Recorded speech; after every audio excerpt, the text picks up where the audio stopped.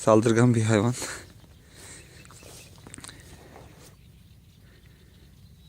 Biraz inceleyip salacağım.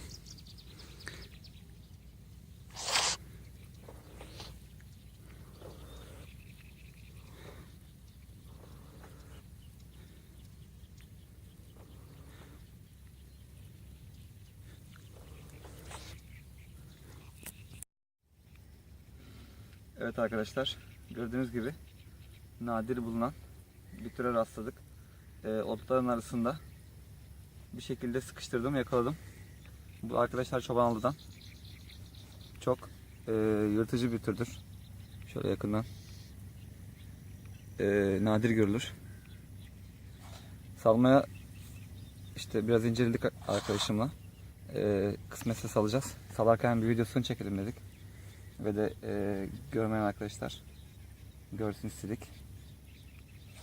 Çok da yırtıcı, birkaç kere ısıttırdım kendimi. Çok fena salıyorum arkadaşlar. Şöyle üstten görünüşüne bakar mısınız? Toprakta hiç belli olmayacak bir yapıda bir hayvan. Çok değişik bir hayvan. Çok güzel bir hayvan ve salıyorum.